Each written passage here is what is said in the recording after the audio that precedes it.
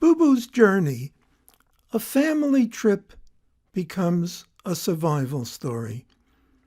Many people have grandparents who came to America from Europe. Very few, less than 2%, have a grandparent who just a few years after arriving in the United States returned to Europe to visit the old country and then got caught in the turmoil of a world torn by war, World War I to be exact. My maternal grandmother, Bertha Grossman, did just that. We called her BUBU.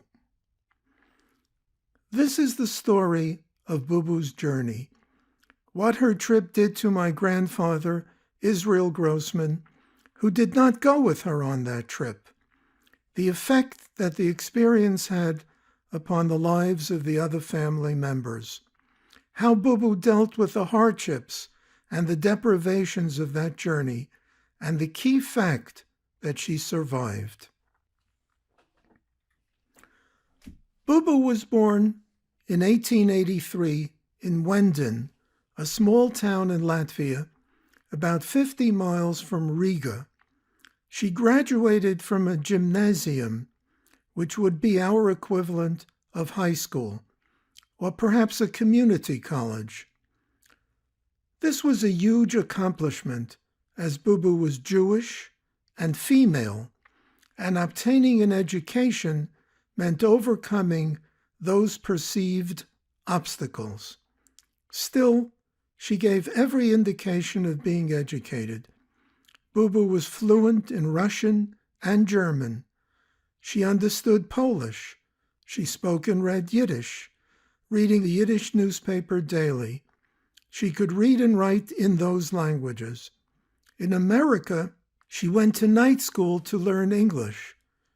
To my ears, BUBU spoke English without any accent. In the years before World War I, BUBU met Israel Grossman, a tailor, and she married him in Ostrolenka, Poland, in 1899. She was then 16 years old. BUBU's father-in-law, Israel's father, Iser Zeltzer Grossman, had given BUBU and Israel the use of a small apartment, rent-free, after their marriage. They lived in Ostrolenka. BUBU had 2 children in Europe, Lillian, my mother, who was born in 1900, and Abe, who was born in 1902. Israel left for America shortly thereafter. Then, in about 1904, Israel sent for BUBU and their 2 children to join him in America. Subsequently, BUBU had 2 children in the United States, my Aunt Tilly, who was born in 1907, and my Aunt Esther, who was born about 1908. After living in America for about 8 years, in May 1912, BUBU decided to take an extended trip from the United States back to Europe, the touchstone of our story. The purpose was to show off her children to her family. For a very smart woman, this was not her wisest decision. She left with 4 children and was pregnant at the time with what was to be my Uncle Max, who was born in March 1913 in Poland. From 1913 to 1914, they stayed in Ostrolenka. My grandfather Israel did not go along on the trip. He stayed back in the United States, visiting Europe only very briefly to check up on his family. He returned to America on January 17, 1913. You might guess that BUBU'S journey was interrupted by World War I. And so it was. The First World War changed BUBU'S plans. For a long time, she couldn't return to the United States because there was an embargo against civilian transports over the Atlantic. The war itself caused terrible conditions in Eastern Europe, including famine and disease. Bubu's expectations of living with her family were thwarted by the fact that her family was itself uprooted and forced to wander to different places to find shelter.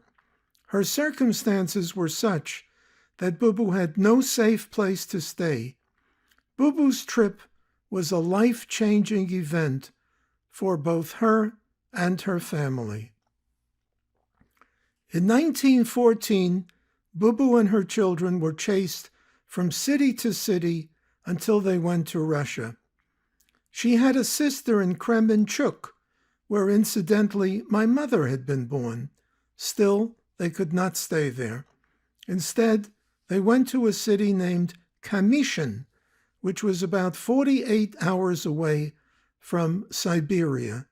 They lived from 1914 to 1918 in fields, in barracks, and often slept in train stations. At one point, a very well-known government official, Minister Viktor Chernov, took pity on Bubu and her family, and he gave them a place to live in Kamyshin. He and his sister had been documented for helping at least 10 families, including Bubu's, by giving them a place to live, a stove, and a bath, with no obligation to pay rent. Bubu could not get money from the United States. She and her children remained in Kamyshin for about 4 years. Viktor Chernov was described as a revolutionary and the founder of the Russian Social Revolutionary Party in 1902. For the most part, he lived in exile in Western Europe and in Paris, but for a time, in 1917, he was a minister of agriculture, and until he left Russia in 1920, he was a person of some power and authority. Viktor Chernov, helping Bubu and her family, would have been akin to her getting help from someone with the notoriety of a Che Guevara had she lived in Cuba. After Bubu returned to Ostralenka, she found that buildings were flattened and everything about the town was destroyed. The city built shacks and people lived in railroad cars. City soup kitchens were set up where food was offered once a day. People stayed in line for 1 cup of soup with a potato. We show a family photo of Bubu and her 5 children, taken in Smolensk in 1918. Every one of them appears gaunt and skeleton-like, except for my mother Lily, who looks robust and healthy. Despite the difficult times that Bubu's journey imposed upon the family and the dramatic impact it had on her own appearance, as well as that of her other children, my mother, as clearly evidenced in the Smolensk photo, appeared well-nourished looking and strong. She explained that the rest of the family were picky eaters. If she was hungry, if need be, she'd eat a meisel, which is Yiddish for a mouse. My aunts Tilly and Esther both contracted tuberculosis in Europe. Esther ultimately died of the disease at a very young age, in her 30s. Tilly lived until her 80s, although, because of the disease, shortly after her return to the United States, she'd had 1 lung removed.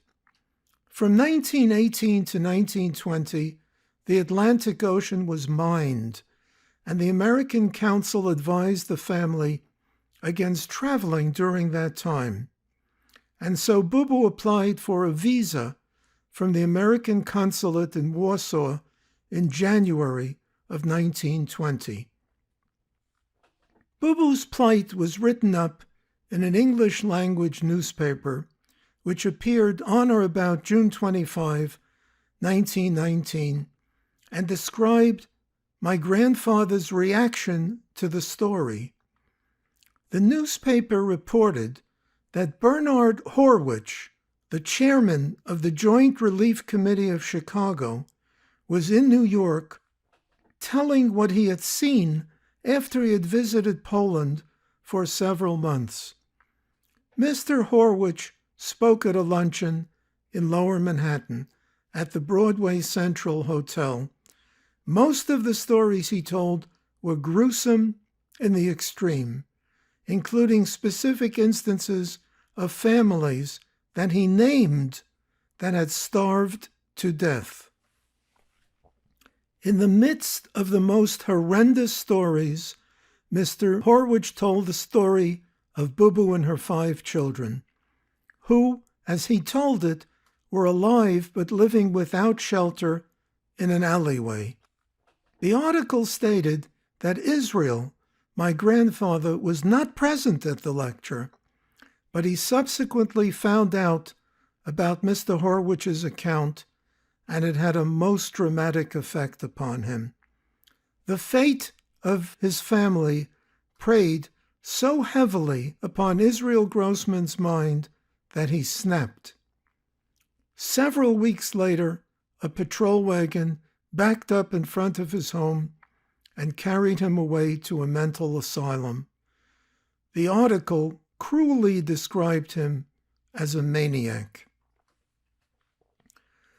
My grandfather, Israel Grossman, was initially admitted to Central Islip in Long Island, New York, and remained there intermittently for several admissions and releases. Israel would obsessively collect large quantities of cartons and store them, preparing in his own mind for a trip. His final admission was in April 1943. He wasn't able to enjoy his life and died in the hospital in August 1945. He was 68 years old. The director of the asylum, Central Islip Hospital, in a letter dated October 23, 1973, stated his condition was diagnosed as manic depressive. The past had remained with Israel, even though Bubu had survived it. Bubu, my durable grandmother, who was the one who actually lived through the war's deprivation, returned to the United States with her children in 1920 on a ship, the Adriatic, and she flourished for decades after her World War I ordeal ended until her death in 1965. She lived to be 82 years old. When I was growing up in the Bronx in the 1940s and 50s, Bubu was around all the time. She lived nearby and slept in the living room of a 1-bedroom apartment. My Aunt Esther occupied the one small bedroom. When Esther was at home, she was largely confined to her small bedroom. So for social and recreational purposes, she took to the roof of the building. Despite her suffering from tuberculosis, Esther was a lively woman. She even had a boyfriend visit her in my grandmother's apartment, often spending time on the roof. Using the roof as an extension of the apartment was the family's routine at that time. My Aunt Tilly took ballet lessons, wearing what she referred to as toe shoes, and practiced her dancing on the roof. Bubu was a resilient person.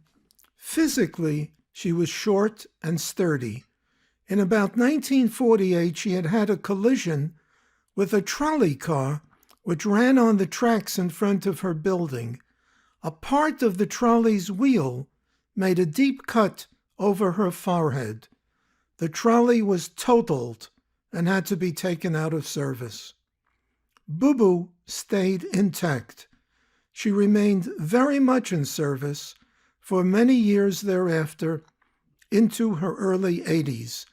As far as the after effects of the accident were concerned, The only visible scar was on her forehead, which he covered with a little dip of hair so that it appeared to be a fashionable touch. In the early 1980s, my Aunt Tilly, in her 70s at the time, asked me, "Arnold, would you like to see a picture of the ship we came back on?" And I was surprised that she was able to go to her closet in her tiny one-bedroom Bronx apartment on Mapes Avenue and return within minutes with a picture postcard of the RMS Adriatic, a vessel on which he traveled some 60 years earlier. A historical point relating to the Adriatic is that one of the first captains was John Smith, who was subsequently promoted to be a captain in charge of the Titanic. He went down with that ship in 1912. Tilly made it home from her childhood journey with her mother Bubu and lived to become the vessel for safeguarding the details of this family history. My grandmother Bubu was both a storyteller and an advice giver. She always suggested that going places, making trips, was an important thing to do, an adventure, and that leaving a little more time for travel was also important. Not so much for delays, but to appreciate the journey, become aware of where you are, learn about the place you are going to. She said it's good to try to make every trip an outing. Despite the fact that her trip to Europe could hardly be called an outing, Bubu did not follow her own advice. She never made another trip and never moved again. She lived for the rest of her life in the same Bronx apartment. She also claimed that travel was not necessarily broadening, quoting a Yiddish saying, "As a horse goes all over the world, but when he returns, he's put back into the barn." A bit of typical Bubu advice for travel was to always have a good supply of cash in one's pockets. You never know when you might need to bribe a border guard to get access to where you wanted to go. My grandmother, Bubu Grossman, knew a thing or two about crossing borders.